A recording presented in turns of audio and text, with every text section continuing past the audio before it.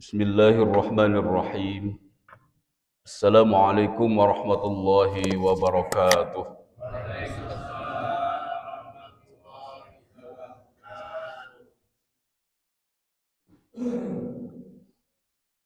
Bismillahil awwal qabla kullil awwal wal akhir ba'da kullil akhir wal awwalu wal akhiru wal zahiru wal batin.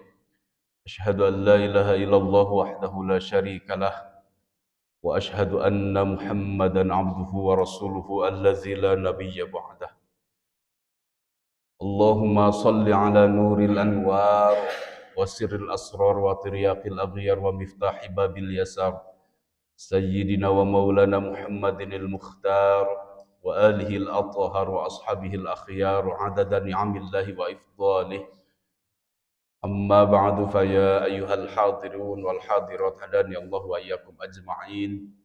Ittaqullah ittaqullaha haqqa tuqatih wa la tamutunna illa wa antum muslimun. Wa qala Allah ta'ala fil Qur'anil Karim huwa asdaqul qailin. A'udzu billahi as-sami'il 'alim minasy syaithanir rajim. Bismillahirrahmanirrahim. Wa qala rabbukum ud'uni astajib lakum. Al-ayah. Shadaqallahul azim wallahu a'lam bi muradih. Hadirin hadirat hadani Allah wa iyyakum ajma'in. Jamaah salat subuh Masjid Al-Huda yang dirahmati Allah Subhanahu wa taala.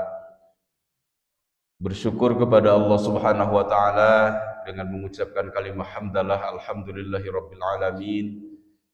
Pada subuh hari ini Allah masih mentakdirkan kita masih diberi hidup dan kehidupan sampai saat ini. Dan Allah masih mentakdirkan kita bisa melangkahkan kaki kita dari rumahnya masing-masing ke Masjid Al-Huda ini untuk melaksanakan salah satu kewajiban kita, melaksanakan ibadah sholat subuh berjamaah, dan dilanjutkan dengan mendengarkan tausiah Ahad Berkah, yang mana mudah-mudahan kehadiran kita di Masjid Al-Huda ini di Ahad pertama di tahun 2026 ini bisa menjadi kunci kehidupan yang penuh berkah untuk kita semua. Sadayana rizki nasing berlimpah, kapeser mobil anu mewah, rumah yang megah, bisa berangkat ke Mekah, tawaf keliling Ka'bah, ziarah ke makam Rasulullah yang ada di kota Madinah, jalan-jalan ke kota Jeddah, di kota Jeddah beli sajadah, sajadah dikasih ke Maijah, Maijah tempat gajah, tikus ruk di sawah ketemu palura suruh jualin tanah dapat rupiah, alhamdulillah. Bapak-bapak uih di Mekah istrina sing tambah solehah, amin ya Allah ya rabbal alamin. Wasilahnya kita berkumpul di acara Ahad Berkah di Masjid Al-Huda ini, selain Allah memberikan keberkahan untuk kita semua di awal tahun 2026 ini, mudah-mudahan kita juga dihindarkan, dijauhkan dari hidup yang sulit, rizki pailit, anak yang gede mau merit, yang kecil sakit, yang gede mau merit. Kita nggak punya duit, karena nggak punya duit akhirnya segala ngiridit, piring ngiridit, sendok ngiridit, garpu ngiridit, segala rupi ngiridit. Karena segala rupi ngiridit akhirnya jatuh sakit, makan pahit, minum pahit, masuk rumah sakit nyawa pun pamit. Innalillahi wa inna ilaihi raji'un. Nauzubillah tsumma nauzubillahi min dzalik. Bersalawat kepada Nabi Muhammad sallallahu alaihi wasallam dengan mengucapkan Allahumma shalli ala sayyidina Muhammad wa ala ali sayyidina Muhammad, dan mudah-mudahan kita termasuk dijadikan sebagai umatnya yang kelak di yaumil qiyamah akan mendapatkan syafaatul uzma dari kanjeng Nabi Muhammad sallallahu alaihi wasallam. Hadirin hadirat hadani Allah wa iyyakum ajma'in. Jamaah Ahad Berkah yang dirahmati Allah Subhanahu wa taala. Sebelumnya saya akan bercerita tentang sebuah kisah nyata seorang ustadz, Pak.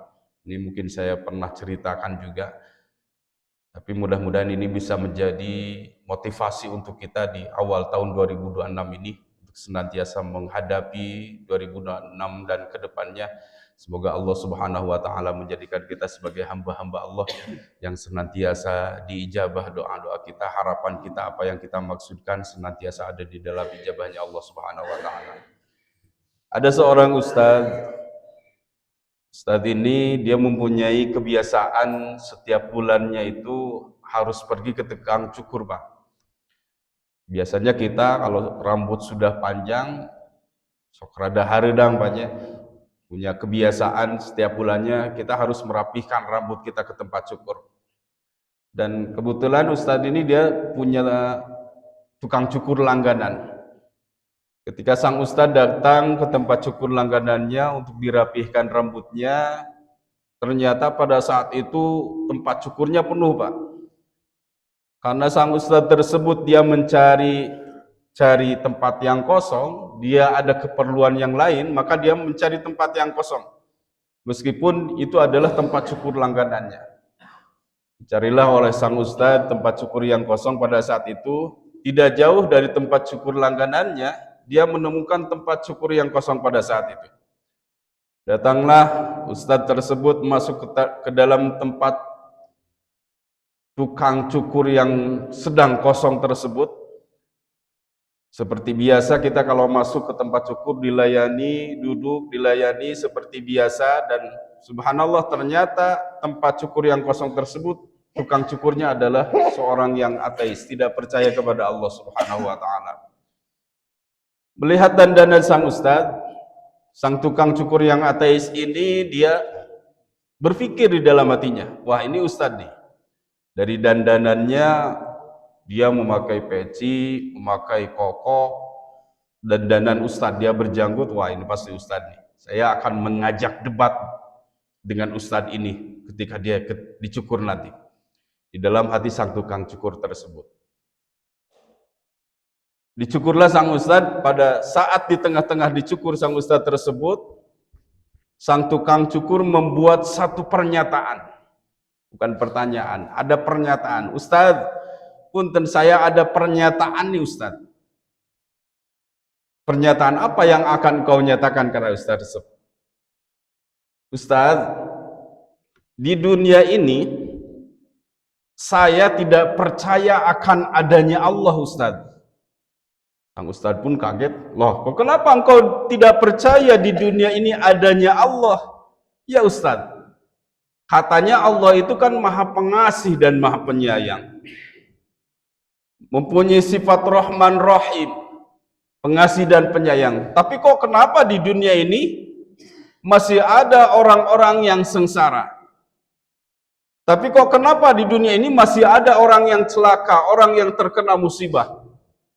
Kalau di dunia ini ada Allah yang maha pengasih dan maha penyayang, Ustadz, tentu di dunia ini tidak mungkin ada orang yang celaka, tidak mungkin ada orang yang terkena musibah, tidak mungkin ada orang yang dia mempunyai kesulitan di dalam hidupnya. Berarti Allah yang maha pengasih dan maha penyayang itu nggak ada, Ustadz. Saya nggak percaya. Kata Ustadz tersebut di dalam hatinya, wah ini adalah ateis nih, dia tidak percaya kepada Allah. Kalau dia dijawab dengan Al-Quran dan hadis, maka dia tidak akan terima. Lalu sang Ustadz tersebut dia di dalam hatinya berdoa kepada Allah, ya Allah, jawaban apa yang harus saya kemukakan kepada sang ateis tersebut? Sampai sang Ustadz tersebut beres dicukur, lalu sang Ustadz belum mendapatkan jawabannya. Selesai dicukur, dibayar tukang cukur tersebut. Ketika Ustadz tersebut keluar dari tempat cukur yang ateis itu, dia diperlihatkan jawaban oleh Allah Subhanahu wa ta'ala. Apa jawabannya? Jawabannya adalah ketika sang Ustadz keluar dari tempat cukur, dia diperlihatkan seorang pemuda yang berambut gondrong. Nah, ini kata Ustadz, ini adalah mungkin jawaban dari Allah untuk saya. Lalu sang pemuda yang berambut gondrong tersebut diajak oleh Ustadz, dibujuk, dirayu supaya bisa mau ikut dengan Ustadz masuk ke tempat cukur tadi. Akhirnya pemuda itu pun dia mau untuk diajak sang Ustadz. Lalu Ustadz dan pemuda yang berambut gondrong tersebut masuk kembali ke dalam tempat cukur itu.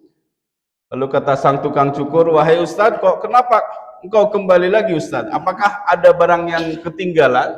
Ataukah ada hasil cukuran saya yang kurang rapi? Lalu kata Ustadz tersebut, bukanlah ada barang saya yang ketinggalan di tempat cukurmu ini, ataupun hasil cukuranmu kurang rapi, tapi saya akan menjawab pernyataan yang engkau nyatakan kepada saya sewaktu saya tadi di waktu engkau mencukur rambut saya. Apa jawaban Ustadz tentang pernyataan saya tadi? Wahai tukang cukur, kata Ustadz, engkau menyatakan ketika saya tadi dicukur bahwasannya engkau tidak percaya di dunia ini adanya Allah. Dengan alasan Allah itu maha pengasih dan maha penyayang. Kalau ada Allah yang maha pengasih dan maha penyayang, maka tidak mungkin di dunia ini ada orang yang sengsara. Maka tidak mungkin di dunia ini ada orang yang terkena musibah, terhimpit kesulitan dan lain sebagainya. Jawaban saya tentang pernyataanmu tersebut, wahai tukang cukur, sesungguhnya saya juga di dunia ini tidak percaya adanya tukang cukur. 1000% saya tidak percaya di dunia ini adanya tukang cukur. Loh, kok kenapa Ustadz tidak percaya di dunia ini ada tukang cukur, kata tukang cukur itu. Iya, kalaulah di dunia ini, kata tukang cukur itu, kan Ustadz tadi rambutnya saya rapihkan, berarti di dunia ini ada dong tukang cukur, yaitu saya. Tetap, kata sang Ustadz, saya tidak percaya di dunia ini ada tukang cukur. Apa alasan Ustadz? Alasan saya, kalaulah di dunia ini ada tukang cukur, maka tidak mungkin ada pemuda yang berambut gondrong seperti dia. Kalau ada tukang cukur, semuanya pasti beres, rapih. Tidak mungkin ada orang yang berambut gondrong seperti dia. Kebetulan dia, Ustadz tersebut membawa pemuda yang berambut gondrong. Kata sang tukang cukur, yang jadi masalahnya Ustadz, bukanlah di dunia ini tidak ada tukang cukur. Yang jadi masalahnya, pemuda yang berambut gondrong ini, dia tidak mau datang ke tempat saya untuk dirapihkan rambutnya, dicukur rambutnya. Nah, ini jawaban saya lagi. Yang jadi masalahnya, bukanlah di dunia ini tidak ada Allah yang maha pengasih dan maha penyayang, yang mempunyai sifat Rahman dan Rahim. Tapi karena di dunia ini banyak orang-orang yang dia tidak datang kepada Allah Subhanahu wa Ta'ala. Banyak orang yang kesulitan di dalam hidupnya, banyak orang yang mendapatkan kesulitan di dalam hidupnya. Kenapa mereka mendapatkan kesulitan di dalam hidupnya? Karena mereka tidak mau datang kepada Allah Subhanahu wa Ta'ala untuk menengadahkan dua telapak tangannya berdoa kepada Allah Subhanahu wa Ta'ala supaya kesulitannya digantikan dengan kemudahan oleh Allah Subhanahu wa Ta'ala, supaya apa yang menjadi kepahitan di dalam hidupnya digantikan dengan kebahagiaan oleh Allah Subhanahu wa Ta'ala. Maka datanglah kepada Allah Subhanahu wa Ta'ala di awal tahun 2026 ini dengan senantiasa kita memanjatkan doa-doa kita kepada Allah Subhanahu wa Ta'ala. Mudah-mudahan di tahun yang baru, tahun Hijriah, tahun Masehi 2026 ini, kita termasuk hamba-hamba Allah yang senantiasa doa-doa kita dikabulkan oleh Allah Subhanahu wa Ta'ala. Apa yang kita harapkan, apa yang kita cita-citakan, apa yang kita maksudkan, insya Allah mudah-mudahan Allah Subhanahu wa Ta'ala mengabulkan setiap keinginan dan doa-doa kita. Amin ya Allah ya Rabbal alamin. Ibu bapak sekalian, hadirin hadirat hadani Allah wa iyyakum ajma'in. Ada beberapa adab-adab di dalam berdoa supaya doa-doa kita termasuk doa yang makbul, Pak. Apa makbul itu? Makbul itu adalah doa yang dikabulkan, cepat diijabahnya oleh Allah Subhanahu wa Ta'ala. Karena doa itu ada doa yang makbul, doa yang langsung dikabulkan oleh Allah Subhanahu wa Ta'ala, ada doa yang ditangguhkan, ada doa yang merupakan istidraj. Istidraj itu bahasa Sundanya mungkin nyungkun, Pak. Allah memberi kepada kita tapi sambil marah. Itulah yang namanya istidraj. Dia tidak pernah sholat, dia tidak pernah ngaji, tidak pernah ibadah, tapi kehidupan di dunianya serba mewah. Apa yang dia inginkan, apa yang dia harapkan, apa yang dia cita-citakan senantiasa dikabulkan oleh Allah Subhanahu wa Ta'ala. Jangan, hati-hati, itu adalah istidraj dari Allah Subhanahu wa Ta'ala. Maka ada beberapa adab-adab di dalam kita berdoa memohon kepada Allah Subhanahu wa Ta'ala supaya doa kita termasuk doa yang makbul, doa yang dikabulkan oleh Allah Subhanahu wa Ta'ala. Di antaranya yang pertama, salah satu adab di dalam berdoa kita adalah kita senantiasa mengerti apa yang kita minta kepada Allah Subhanahu wa Ta'ala. Jangan meminta hal-hal yang memenuhi hawa nafsu kita. Mintalah apa yang sangat kita butuhkan, bukan kita inginkan. Karena Allah Subhanahu wa taala akan mengabulkan doa-doa yang kita butuhkan, bukan kita inginkan. Apabila kita tidak mengerti tentang bahasa Arab, Ustaz, saya mah nggak ngerti bahasa Arab, berdoanya saya nggak tahu ini artinya apa. Mangga silakan dengan bahasa Sunda, mangga silakan dengan bahasa Indonesia. Allah Maha mengerti, Allah Maha paham tentang bahasa kita. Ya Allah, mugia Allah Subhanahu wa taala ngahampunten dosa-dosa abdi. Mangga tiasa. Tidak harus dengan Allahumma gfirli wali walidayya warhamhuma kama rabbayani shaghira. Yang pertama, kita harus mengerti tentang apa doa yang kita panjatkan tersebut, apa yang kita minta kepada Allah Subhanahu wa taala. Yang kedua, adab di dalam berdoa adalah minta dengan kerendahan penuh hati kita, dengan tawadu, pengharapan bahwasannya Allah Subhanahu wa taala akan mengabulkan doa-doa kita. Yakin dengan doa yang kita panjatkan bahwa doa kita akan dikabulkan oleh Allah Subhanahu wa taala. Keyakinan ini yang harus kita tancapkan di dalam hati kita. Keyakinan ini diibaratkan kelereng, Pak. Kelereng itu bulat, meskipun kecil tapi bulat, itu bagus. Jangan sampai besar, besar tapi lonjong seperti telur. Nah, keyakinan ini harus bulat seperti kelereng. Itu sangat bagus sekali.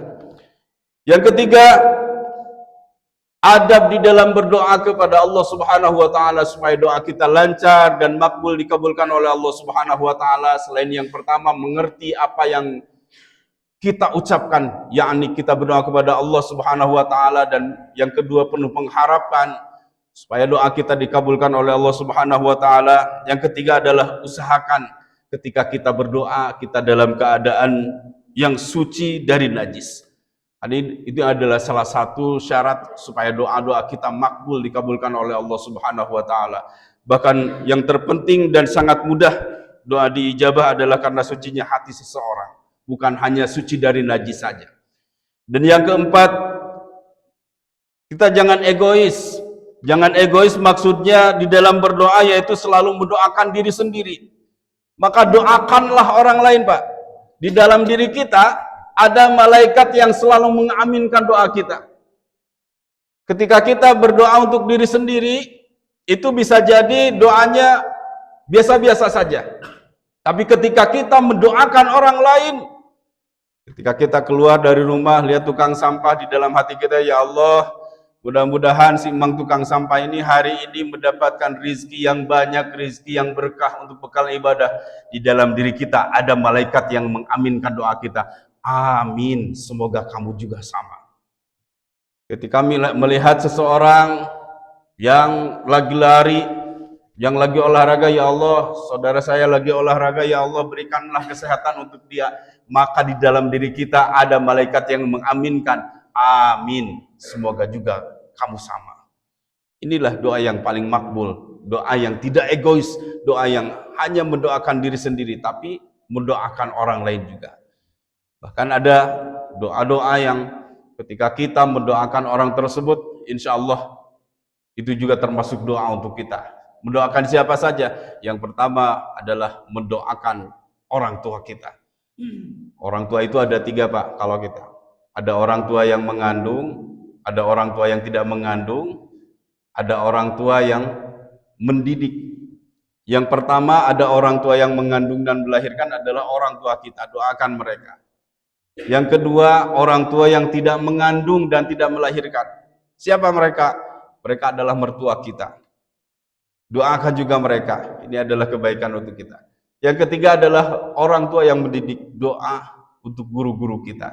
Ini adalah 3 orang tua kita yang doanya makbul. Ketika kita mendoakan mereka dan mereka mendoakan kita, maka itu adalah doa yang sangat makbul, doa yang sangat dikabulkan oleh Allah Subhanahu wa taala. Ibu bapak hadirin hadirat hadani Allah wa yakum ajma'in. Yang kelima, adab di dalam berdoa adalah mengertilah tempat dan waktu terbaik di dalam berdoa. Tempat yang suci dan waktu yang baik diantaranya adalah waktu yang paling khusyuk yang engkau rasakan bagimu. Ini adalah di Indonesia ini saya sering utarakan bahwasannya di Indonesia ini nggak ada yang namanya makom ijabah. Ada juga adalah saat ijabah. Ada saat, ada makom. Kalau makom artinya tempat dikabulkannya doa. Kalau saat berarti waktu dikabulkannya doa. Kalau makom itu artinya tempat dikabulkannya doa. Adanya di mana? Di kota Mekah, di Madinah, di depan Mekah, di depan Ka'bah, di Raudhah, di Hijri Ismail. Itu adalah makom ijabah, tempat dikabulkannya doa. Adapun kalau di Indonesia di kita ya ada yang namanya saat dikabulkannya doa. Saat-saat dikabulkannya doa. Kapan saja saat-saat dikabulkannya doa? Banyak. Setelah sholat 5 waktu, bahkan setelah sholat tahajud itu paling mustajab doanya, waktunya. Saat dikabulkannya doa selain saat selesai sholat tahajud, ketika hujan turun, Pak, itu adalah saat dikabulkannya doa. Rasulullah sudah menegaskan bahwasannya ketika hujan turun, setetes demi setetes hujan turun ke muka bumi ini, itu dibarengin sama satu malaikat. Malaikat kembali lagi kepada Allah Subhanahu wa Ta'ala. Kembali laginya bukan berarti tidak membawa apa-apa, tapi membawa doa-doanya orang yang berdoa pada saat turun hujan. Maka Rasul menganjurkan ketika turun hujan, banyak-banyaklah berdoa memohon kepada Allah tentang keinginanmu, karena itu adalah saat dikabulkannya doa. Saat turun hujan, setelah sholat tahajud, setelah sholat fardu, banyak saat-saat yang lainnya. Bahkan seperti ini, perkumpulan melebihi dari 40 orang itu disebutnya adalah saat dikabulkannya doa. Ada wali ibdal namanya.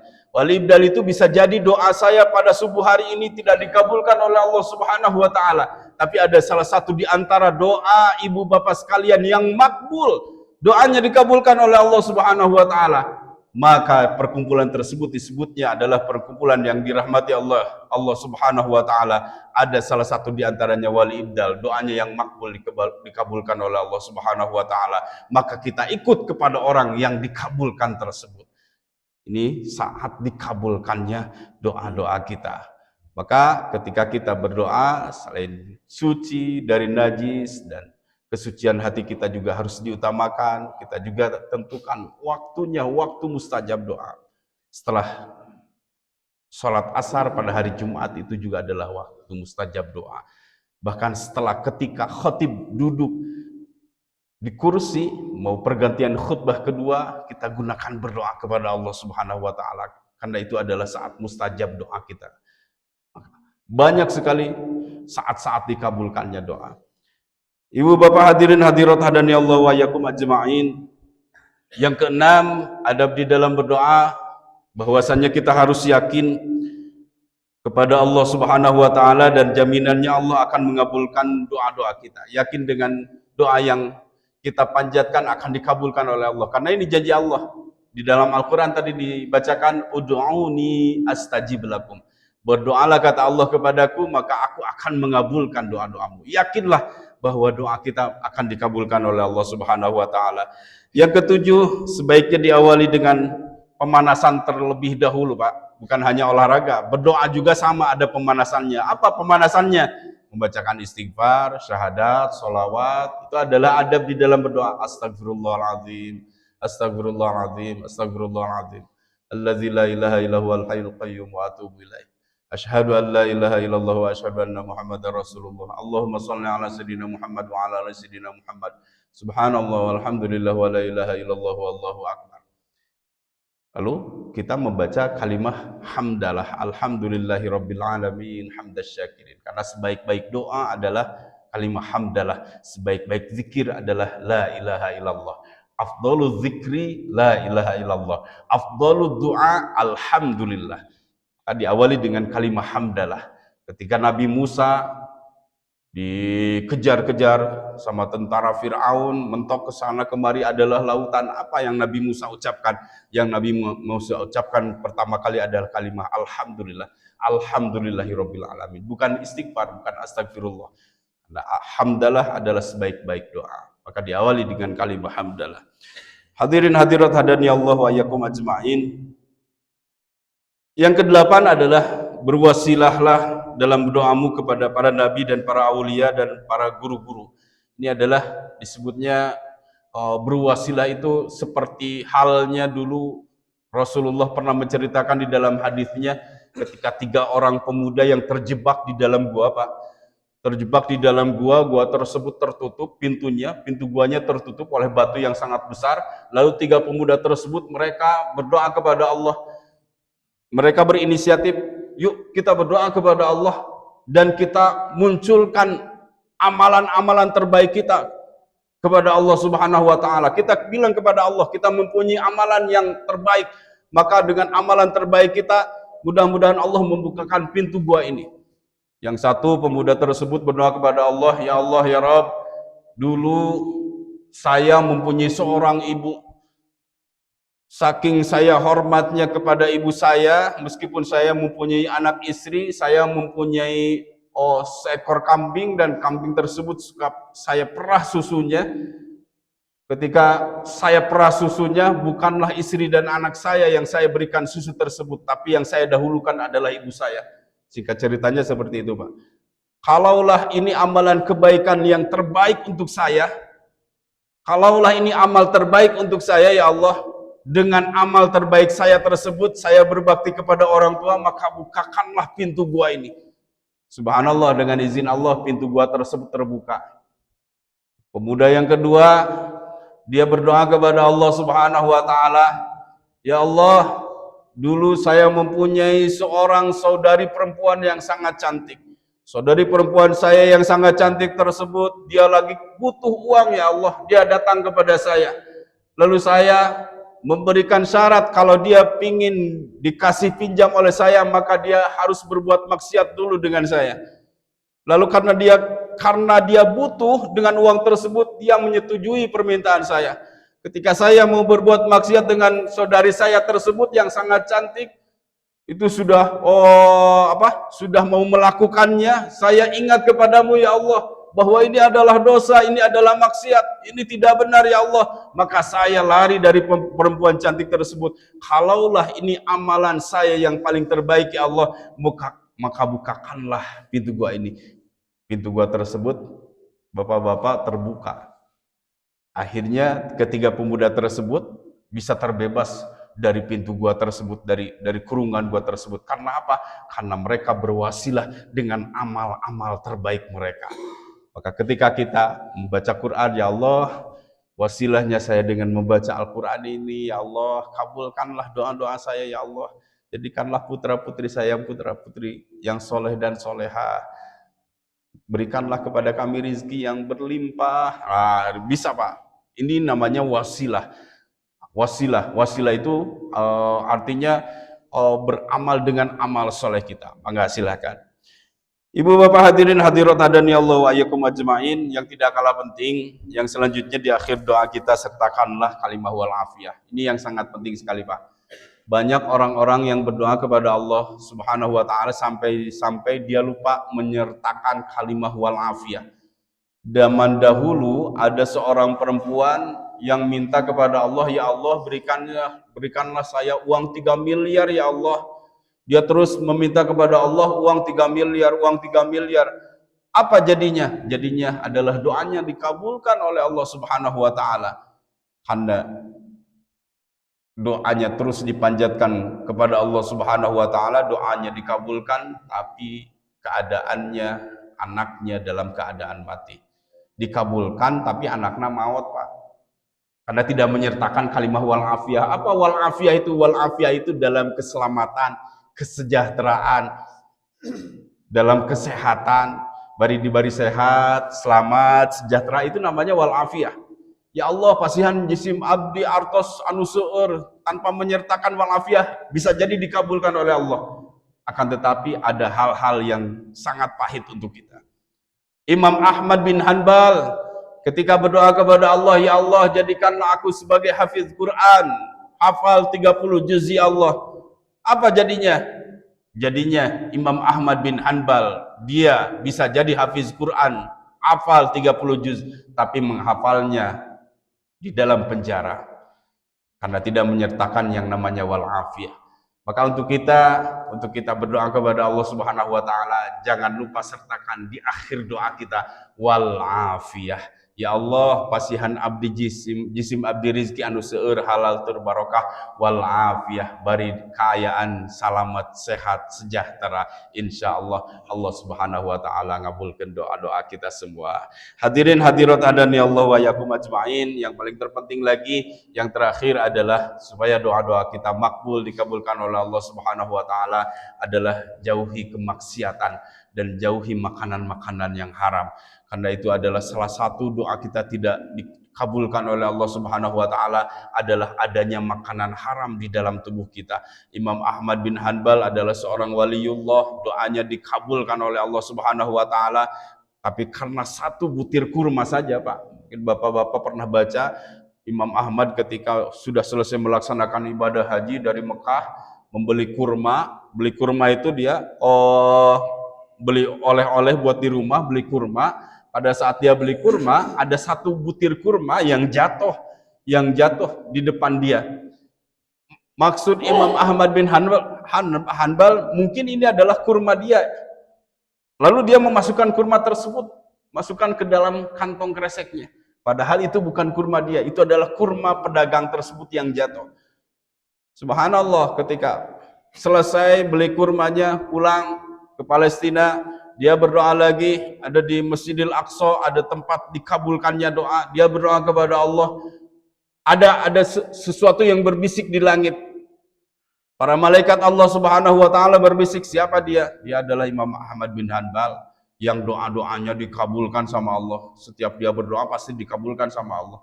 Tapi ada satu lagi yang berbisik, malaikat, sekarang mah enggak katanya. Kenapa enggak?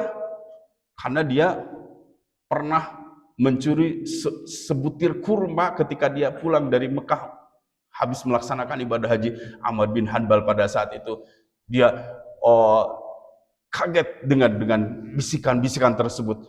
Dia pernah membeli kurma, ada satu kurma yang dia masukkan ke dalam kreseknya. Mungkin itu adalah bukan haknya, itu adalah haknya pedagang kurma tersebut. Maka dia menyesal atas perbuatannya tersebut, dia kembali lagi ke Mekah, mencari tukang kurma tersebut.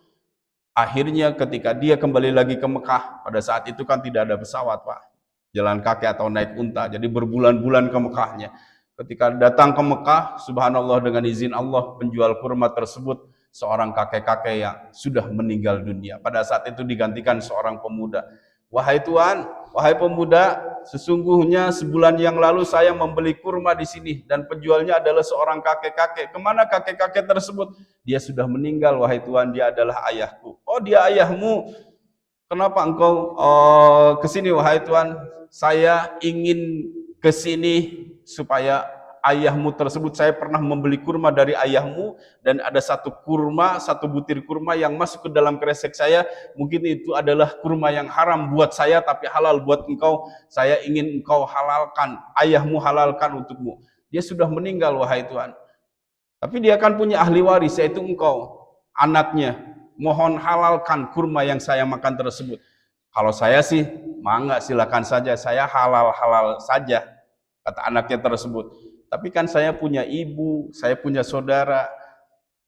Apakah mereka menghalalkan kurma yang kau makan tersebut? Kalau begitu, kata Imam Ahmad bin Hanbal, di mana ibumu dan saudaramu? Ibuku dan saudaraku ada di rumah, silakan kau pergi ke rumahku. Ditunjukkan rumahnya, akhirnya diminta dihalalkan kurma tersebut. Kembali lagi Imam Ahmad bin Hanbal berdoa kepada Allah Subhanahu wa taala. Ada malaikat yang berbisik, tuh Imam Ahmad bin Hanbal sekarang di dalam perutnya sudah tidak ada makanan yang haram lagi karena kurmanya sudah dihalalkan oleh dia, sampai dia bela-belain jauh-jauh pergi dari Palestina ke Mekah untuk menghalalkan satu butir kurma saja supaya doanya dikabulkan oleh Allah Subhanahu wa taala. Makanya ketika kita ada di dalam perut kita makanan-makanan yang haram, maka niscaya doa-doa kita adalah mardud, tidak akan dikabulkan oleh Allah Subhanahu wa taala. Jauhi kemaksiatan dan hindari makanan yang haram, insyaallah doa kita makbul, dikabulkan oleh Allah Subhanahu wa taala. Ibu bapak hadirin hadirat hadani Allah wa yakum ajmain, mungkin itu saja 10 adab di dalam berdoa supaya doa kita di tahun 2026 ini doa yang makbul, doa yang dikabulkan oleh Allah Subhanahu wa taala. Terakhir mari kita berdoa kepada Allah Subhanahu wa taala bersama-sama. Mungkin ini adalah salah satu saat dikabulkannya doa kita. Di saat ini lebih dari 40 orang, salah satu di antaranya adalah wali ibdal. Bisa jadi doa saya pada subuh hari ini adalah doa yang tidak dikabulkan oleh Allah, tapi ada salah satu di antara ibu bapak sekalian yang doanya makbul, doanya tulus, insya Allah dikabulkan oleh Allah, maka kita ikut kepada ibu bapak yang dikabulkan tersebut. Allahumma salli wa sallim wa barik ala sayyidina wa habibina wa syafi'ina wa maulana Muhammad wa sallim wa radiyallahu tabaraka wa ta'ala kulli sahabati rasulillahi ajma'in. Amin ya Allah rabbal alamin. Bismillahirrahmanirrahim. Bismillahirrahmanirrahim. Bismillahirrahmanirrahim. Allahumma inna nas'aluka bifadli bismillahirrahmanirrahim wa bihaqqi bismillahirrahmanirrahim wa bihaibati bismillahirrahmanirrahim wa bimanzilati bismillahirrahmanirrahim. Irfa' qadri wa yasir amri wa syarah sadri hajatana ya Allah ya Rabb. Pada subuh hari ini kami berkumpul di Masjid Al-Huda ini. Ya Allah, ampunilah dosa-dosa kami semua. Ampunilah dosa kedua orang tua kami. Ampunilah dosa keluarga kami, putra-putri kami. Ampunilah dosa guru-guru kami. Ampunilah dosa kaum muslimin wal muslimat semuanya. Ya Allah ya Rabb, pada subuh hari ini kami berkumpul di Masjid Al-Huda ini. Di Ahad pertama di tahun 2026 ini. Kabulkanlah setiap doa yang kami panjatkan di tahun 2026 ini. Apa yang kami maksudkan, apa yang kita cita-citakan, apa yang kami harapkan di tahun 2026 dan ke depannya. Semoga apa yang kami harapkan, apa yang kami cita-citakan ada di dalam ijabah-Mu ya Allah ya Rabb. Allahumma ja'al li auladahum ya Allah ya Rabb. Jadikanlah kami semua sebagai hamba-hamba-Mu yang salaman min afati dunia wal akhirah. Selamat dunia dan akhiratnya. Warfa' darajatahum, angkat derajat kami ya Rabb. Wa ahsin akhlaqahum, kami mempunyai putra-putri, baguskanlah akhlak mereka ya Allah ya Rabb. Wa barik arzaqahum, berikanlah kami semua rizki yang halal dan barokah untuk bekal ibadah kepadamu ya Allah ya Rabb. Wa aktsir ilmahum, perbanyaklah ilmu yang bermanfaat untuk kami. Wa hasil maqasidahum, apa yang kami cita-citakan, apa yang kami harapkan. Semoga Allah Subhanahu wa taala mengabulkan apa yang kita harapkan, apa yang kita cita-citakan. Wa baligh muradahum bi rahmatika ya arhamar rahimin. Utamanya ya Allah ya Rabb, berikanlah kami rizki meninggal dalam keadaan yang husnul khotimah. Berikanlah kami rizki meninggal dalam keadaan yang husnul khotimah. Berikanlah kami rizki meninggal dalam keadaan yang husnul khotimah. Alhamdulillahi rabbil alamin. Hamdan syakirin, hamdan na'amin, hamdan yuafi ni'amahu wa yukafi mazidah. Ya Rabbana lakal hamdu kama yanbaghi li jalali wajhikal karimi wa 'azimi sultanik. Allahumma shalli ala sayyidina Muhammadin wa ala ali sayyidina Muhammad. Allahumma ighfir lana wa liwalidayna warhamhuma kama rabbayana shighara. Rabbana taqabbal minna du'ana salatana wa siyamana wa qiyamana wa qiyamana wa ruku'ana wa sujudana wa qu'udana wa tadarru'ana wa takhashu'ana wa ta'budana wa tamim taqassirana ya Allah ya Rabbal alamin. Allahumma barik lana fi Rajab wa Sya'ban wa ballighna Ramadan wa hasil maqasidana. Allahumma barik lana fi Rajab wa Sya'ban wa ballighna Ramadan wa hasil maqasidana. Allahumma barik lana fi Rajab wa Sya'ban wa ballighna Ramadan wa hasil maqasidana. Rabbana atina fid dunya hasanah wa fil akhirati hasanah wa qina adzabannar. Sallallahu alaihi wasallam Muhammadin nabiyil min wa ala alihi wa sahbihi wasallam. Subhana rabbika rabbil izzati amma yasifun wa salamun alal mursalin walhamdulillahi rabbil alamin. Nasalluka al-ijabah al-Fatihah. A'udzu billahi minasyaitonir rajim. Bismillahirrahmanirrahim. Alhamdulillahi rabbil alamin arrahmanir rahim maliki yaumiddin. Iyyaka na'budu wa iyyaka nasta'in ihdinas siratal mustaqim siratal ladzina an'amta 'alaihim ghairil maghdubi 'alaihim waladdallin. Itu saja Ibu Bapak sekalian yang bisa saya sampaikan pada kesempatan subuh hari ini. Mudah-mudahan kita senantiasa berada dalam naungan kasih sayang Allah Subhanahu wa taala. Kita tutup dengan istighfar dan kafaratul majelis atas kesalahan-kesalahan kita. Astagfirullahaladzim, astagfirullahaladzim, astagfirullahaladzim. Subhanakallahumma wa bihamdika asyhadu an la ilaha illa anta astaghfiruka wa atubu ilaik. Wal 'afu minkum. Wassalamualaikum warahmatullahi wabarakatuh.